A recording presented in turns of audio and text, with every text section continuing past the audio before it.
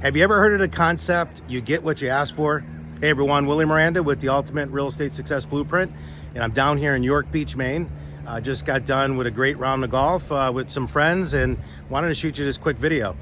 Wanted to talk about just a couple different concepts that I share with my agents and my coaching members on why this time of the year, right after Labor Day, is a great reset and a great way for we talk about recalibrating, right? Talked about Hump Week a few weeks back.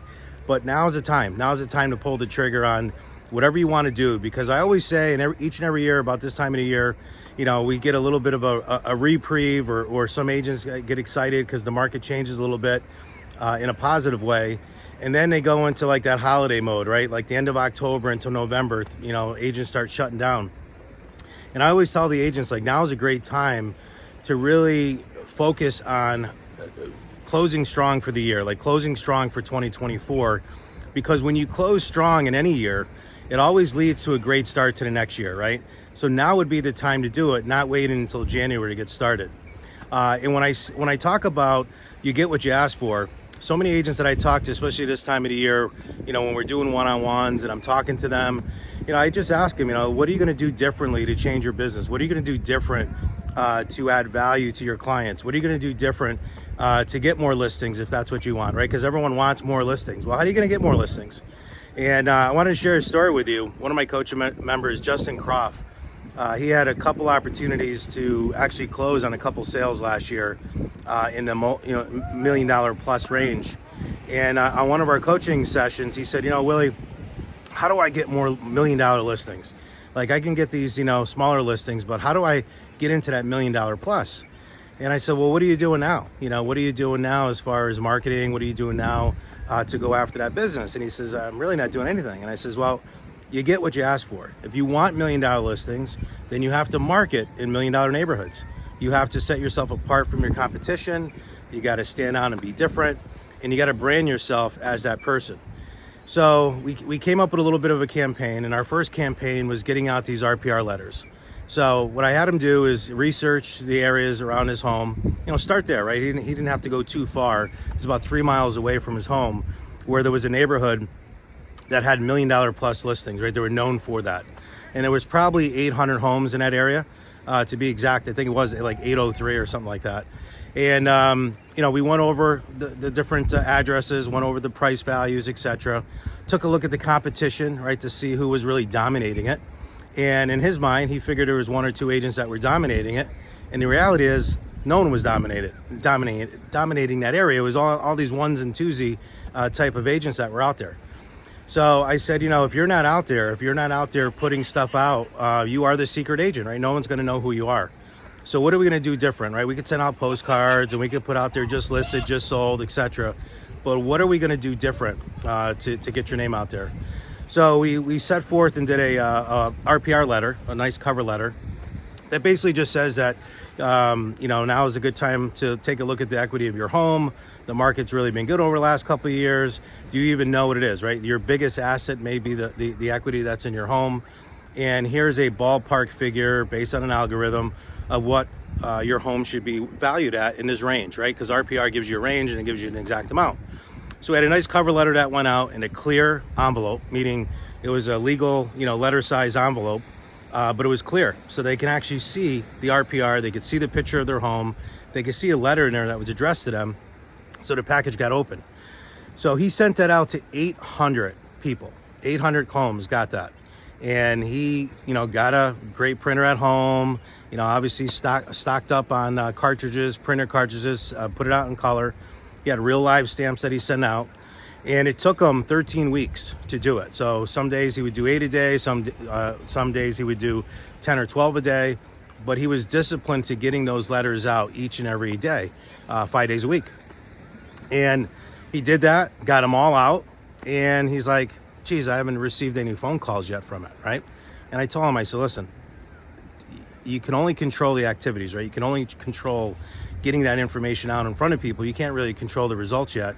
And that has a shelf life, meaning that people are not just gonna chuck that out like a postcard or some type of mailer. They're gonna keep that because it's got great information on their home. It's valuable to them.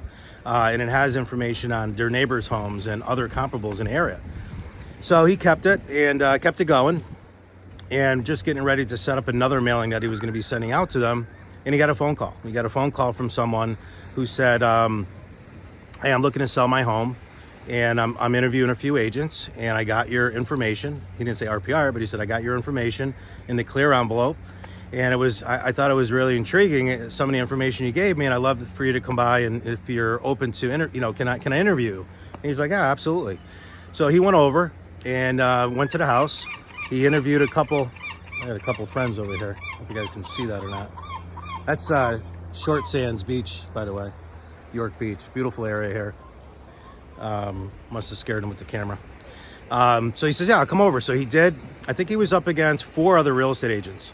So we put together a great presentation. We went on Lux VT, did a great presentation with that, showed all high-end luxury marketing that we would do for him.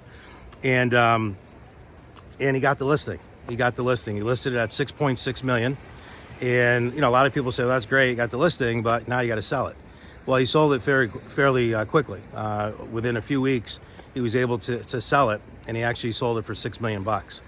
And, I was excited to get a video from him a couple weeks ago when it closed with the big check that a 6-figure income check that got dropped into his account from one RPR mailing, right?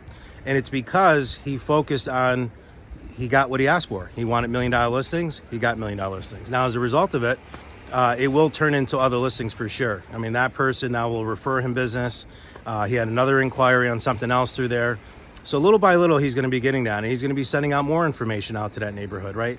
And every year sending out those RPR letters.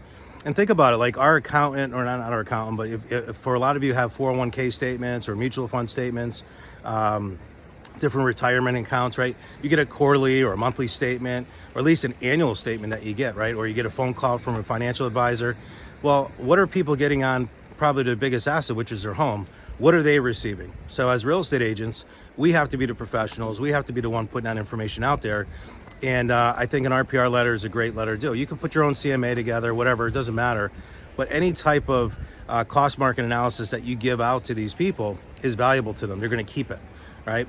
So I wanted to share that story with you because I've shared that story with a lot of agents, and we've gone into, we've done different neighborhoods.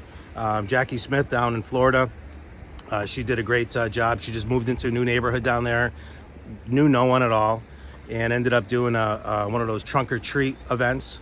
She passed out all these little bags and had her card in it. And again, didn't get that immediate result. She did it in October. Well, guess what? In May, she got a phone call from one of those people who said, hey, I don't know if you remember me, but I met you at the trunk or treat. I still kept your business card, and I'm interviewing a couple agents to get my home sold. She went over, ended up selling their home, and they ended up downsizing. So they sold, I believe it was like $1.4 million home that they sold, and they bought a 1.1. So it was like a $2.5 million, almost $2.6 million sale that she was able to get off just being involved in her neighborhood, by doing that little trunk or treat event. But since then now, that person was a board member. She ended up getting introduced to the board. She's going to be replacing that person on the board. And she was introduced to like 40 other board members and also residents that were there at a luncheon for this client when she left. So again, now she's going to be able to break in that neighborhood. She's already got a couple of referrals and leads that are going to be listing with her here in the near future. Nikki down in Florida, Nikki Davies is another agent of mine.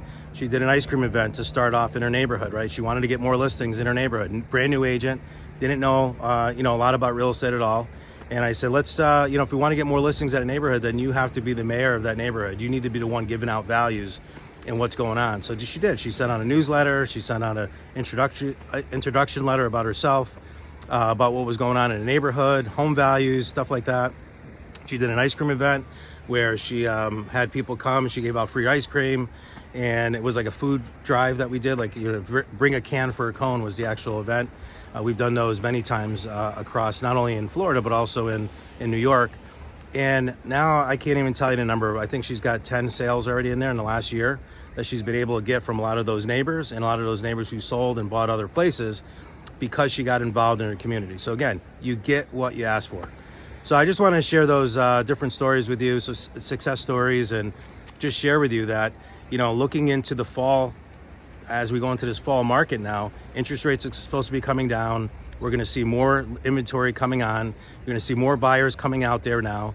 And you want to get a piece of that, right? You want to get your share, fair share of that. But the only way you're going to be able to do that is by not being that secret agent, by getting what you asked for and getting yourself out there. So that's it. So I hope everyone's having a great Labor Day weekend. There's some of the beach over there. Beautiful area, like I mentioned. I did pretty good in golf today too, by the way. I think I shot a 41 on my first 9. I'm embarrassed to say I did a 50 on the back 9, but 91's not too bad. All right, so if you like this information, scroll down below, leave a comment, and let's go get them this week.